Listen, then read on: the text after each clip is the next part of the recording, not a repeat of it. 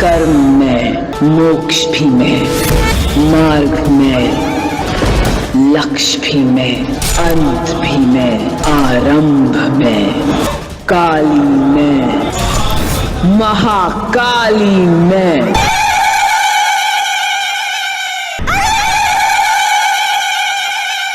आज बात करेंगे अपने अंदर छुपे अर्धनारीश्वर तत्व की। यानी पुरुष है तो उसके अंदर स्त्री छुपी रहती है, और यदि स्त्री होती है तो उसके अंदर पुरुष भी छुपा रहता है। तो सवाल यह है कि क्या हम स्वयं से किसी शक्ति का निर्माण कर सकते हैं? क्या हो अगर हम अपनी कुंडलिनी की ऊर्जा को किसी स्त्री में बदल दें और स्त्री अपनी कुंडलिनी की ऊर्जा को पुरुष में बदल दे, और वो ऊर्जा उसके चक्र भी जागृत करे, साथ में पुरुष को स्त्री वाला प्रेम दे और स्त्री को पुरुष वाला प्रेम दे, और साथ के साथ कुंडली भी जागृत होती रहे। अब सवाल आता है कि मैं ये बात क्यों बोल रहा हूँ कि पुरुष स्त्री वाला प्रेम पा सकता है, स्त्री पुरुष वाला पा सकती है। तो बहुत पौराणिक ग्रंथ है शिव सूत्र, जिसमें भगवान शिव कहते हैं कि तुमको आनंद में रहने का अधिकार है। दूसरा तैतरीय उपनिषद भी कहता है। तो पहले शिव सूत्र में जानेंगे, उसमें लिखा है सुख आनंद समाधि सुखम, यानी संसार में सब कुछ व्यवहार करते हो तुम आनंद की मस्ती में अगर रहने लग जाते हो तो वही पहले प्रकार की सच्ची समाधि है। अब तैतरीय उपनिषद कहता है आनंद ऐद्वै कलिविमानी भूतानि जायन्ते आनंदे जातानि जीवंती आनंद प्रियंतवी संभशंति। अर्थ है संसार में हर प्राणी का जन्म आनंद से हुआ है और आनंद से ही जीता है, और यदि आप आनंद में नहीं हो तो कहीं ना कहीं आप किसी गलत मार्ग पर हो, क्योंकि आनंद लेना हमारा जन्म सिद्ध अधिकार। ये मैं नहीं बोलता हूँ, तैतरीय उपनिषद ने कहा है। तो मतलब भगवान का कहना है कि उदास कुंडली जागरण, वो अपने साथ अपनी कुंडलिनी को जगाकर भी प्रेम के साथ कुंडलिनी का अनुभव एक स्त्री रूप में ले सकता है। जैसे कि कृष्ण के लिए राधा, शिव के लिए पार्वती उनका ही एक अंश है। अभिनव गुप्त ने भी कहा है श्री श्री परात्रिन शंका में, वो कहते हैं ना शिवेन बिना देवी ना देव्यन च बिना शिव। तो यानी शिव के बिना देवी का कोई अस्तित्व नहीं है और देवी के बिना शिव का कोई अस्तित्व नहीं है। तो ये बात जाहिर हो जाती है कि हमारे अंदर की ही शक्ति हमको तृप्त कर सकती है। अब क्या ये सच में ऐसा होता है? तो आप ये वीडियो देखिए। जय शिव शंभू। काफ़ी सालों से मैं नीरज सर के ज़ीरो सूत्रा चैनल को मैं फॉलो करता रहा हूँ, और उनके चैनल पे बताए हुए जो छोटी छोटी ध्यान की या मंत्रों की विधियाँ हैं वो भी मैंने समय समय पर की है, जिससे मुझे बहुत फ़ायदा हुआ।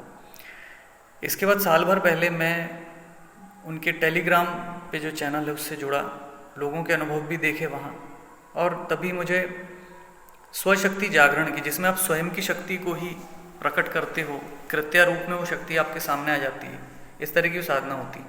तो वो मुझे टेलीग्राम पे मंत्र मिला, मैंने वो साधना शुरू करी। नीरज जी से मैंने फिर बात की, उन्होंने मुझे तरीका बताया कैसे करना है। बहुत ही सिंपल आसान तरीका था, किसी तरह का उसमें परेशानी नहीं होती, बहुत फ्लेक्सिबल तरीका होता है।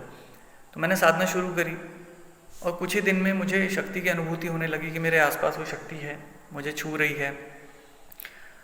उसके कुछ दिन बाद मुझ में कुछ ऐसी चीज़ें आने लगी, जैसे भविष्य की चीज़ों का पता चल जाना, किसी के मन की स्थिति पता चल जाना, किसी के जीवन के बारे में पता चल जाना, जो प्रेडिक्शंस होते हैं वो मुझे पता चलने लगा। हालांकि मेरा ज्योतिष और वास्तु का भी कार्य है, मैं काफ़ी सालों से कार्यरत हूँ उसमें। तो चलिए हम गणना आदि करते हैं, लेकिन बिना किसी गणना के किसी को देख के कुछ बता देना, ये अपने आप में अद्भुत था। ऊर्जाओं को समझ लेना, मेरे चक्र धीरे धीरे बैलेंस होने लगे। जो भी दोष मेरे अंदर थे, काफ़ी कुछ, अगर कोई भावनाओं में कोई नेगेटिविटी है, कुछ है, गुस्सा है, वो सारी चीज़ें मेरी ख़त्म हो गई। और एक आनंदित होना, एक अट्रैक्शन भी, यानी लोग चलते फिरते आपको देखते हैं। अब अट्रैक्शन जब आपका बढ़ जाता है शक्ति से, तो आप देखते हैं कि भाई लोगों का ध्यान आपकी तरफ आकर्षित हो रहा है, लोग आपका मान सम्मान करने लग गए हैं, सारी चीज़ें, ये सब है। और बल्कि अब स्थिति ये भी हो गई है कि शक्ति से मेरी बात भी होने लगी है। अगर मैं कुछ पूछता हूँ तो शक्ति कान में मुझे बताती भी है, आवाज़ बाकायदा मुझे सुनाई आती है, और शक्ति का स्पर्श भी बहुत प्रगाढ़ रूप से महसूस होता है। और इसमें एक बड़ी विशिष्ट बात है कि भावनात्मक रूप से भी आप संतुलित हों, इसके लिए शक्ति आपको प्रेम भी करती है, आपके साथ सेक्स भी करती है, संभोग भी करती है। हालांकि नीरज सर ने मुझे बताया था, शुरू में तो मैं थोड़ा डिस्टर्ब हुआ, लेकिन फिर नीरज सर से जब मेरी बात हुई तो उन्होंने जब मेरे अनुभव पूछे तब उन्होंने बताया कि भाई ये आध्यात्मिक प्रक्रिया के रूप में ये चीज़ होती है, क्योंकि आपकी स्वयं की शक्ति ही आपके साथ ऐसा कर रही है। इसमें आप किसी तरह का व्यभिचार या वो वाली बात नहीं है। तो साधना के वक्त भी बिल्कुल हो जाता है, अगर मैं कर रहा हूँ तो उसमें कुंडलिनी जागरण की भी अनुभूति होती है, ध्यान की भी अवस्था में मैं पहुँच जाता हूँ। और अगर मेरे अंदर कोई कुंठा अगर शक्ति को समझ में आ रही है तो मेरे साथ में संभोग भी कर लेती है। ये सारी चीज़ें मेरे साथ में हो रही हैं और बड़ा ही अच्छा अनुभव है। और साधना बहुत ही सरल है, आराम से मैं कहीं भी कभी भी बैठ के इस साधना को कर सकता हूँ और बहुत ही अच्छी अच्छी अनुभूतियाँ हो रही, तो बहुत ही अच्छा अनुभव रहा। मैं बाबा शिव को, माता पार्वती को मैं बहुत बहुत दिल से मैं धन्यवाद करता हूँ। अब आप सोचेंगे कि मंत्र कहाँ से आया, किस किताब में था, किस ग्रंथ में था। तो मैं आपको बता दूं ये मंत्र मेरा बनाया हुआ है, क्योंकि कलयुग में जो भी मंत्र है वो कीलित या फिर किसी न किसी मंत्र को शाप लगा हुआ है। जैसे कि बाला भैरवी के मंत्र को शिव ने शाप दिया था, त्रिपुर सुंदरी को रुद्र भगवान ने शाप दे रखा है जहाँ आप श्री विद्या का मंत्र पढ़ते हो। अब भैरवी के ऐम क्लीम सोहो को सदाशिव ने शाप दे रखा है।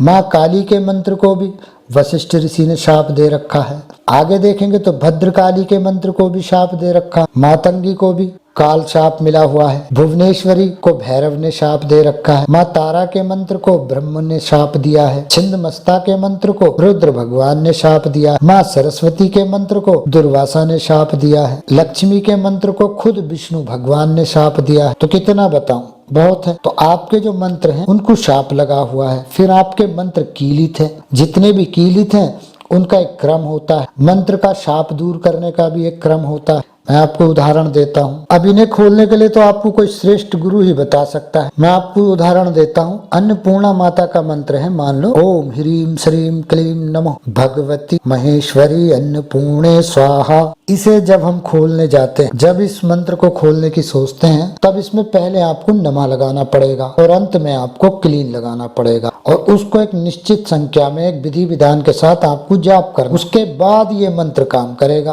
क्योंकि कीलित है, पहले खोलना पड़ेगा। दूसरा मान लेते गौरी माँ का मंत्र है। गौरी का यानी माँ पार्वती का मंत्र है ओम श्रीम ह्रीम ग्लौम गम गौरिंगी स्वाहा।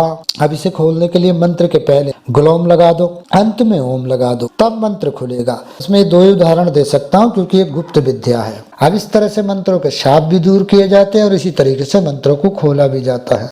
अब आप समझ सकते हैं कि आप लोग जो बरसों से मंत्रों का जाप कर रहे हैं और आपको फल नहीं मिल रहा, तो समझ लो सीधी सी बात है, आपका मंत्र कीलित है, बंद कर रखा है, और या फिर आपके मंत्र को किसी देवता द्वारा शाप दिया हुआ है। ये तो जाहिर सी बात है, 100% सच। इसलिए आपके मंत्र काम नहीं कर रहे। इसलिए मैं अक्सर अपने टेलीग्राम ग्रुप है ये मेरा, इसमें जितने भी लोगों को मंत्र देता हूँ वो प्राइवेट देता हूँ, अपने बनाए हुए देता हूँ खुद के, चाहे वो क्रोध भैरव भगवान का हो, यहाँ तक कि श्री विद्या का भी नया मंत्र मैंने बनाया है, बंगलामुखी माता का भी नया मंत्र बनाया है जो मैं अपने इस कोर्स में देता हूँ। ये मेरा टेलीग्राम ग्रुप है, ये प्राइवेट हो चुका है। इसमें जो लोग कोर्स में जुड़ते हैं उनको इसमें फ्री में ऐड कर दिया जाता है और इसके अंदर वो रिकॉर्डिंग पड़ी है जो लोगों के अनुभव होते हैं जब वो फोन पर मुझसे बात करते हैं, तो उनके साथ जो भी घटना होती है वो ऐसी की ऐसी ही मैं रिकॉर्डिंग ग्राम ग्रुप पे डाल देता हूँ, जिससे कि लोग और ग्रुपों की तरह फर्रे पढ़ने से बच जाए, साक्षात रिकॉर्डिंग सुने, समझें, तो एक एक चीज का उन्हें जवाब मिलता रहे। किस साधना में कैसा अनुभव हुआ,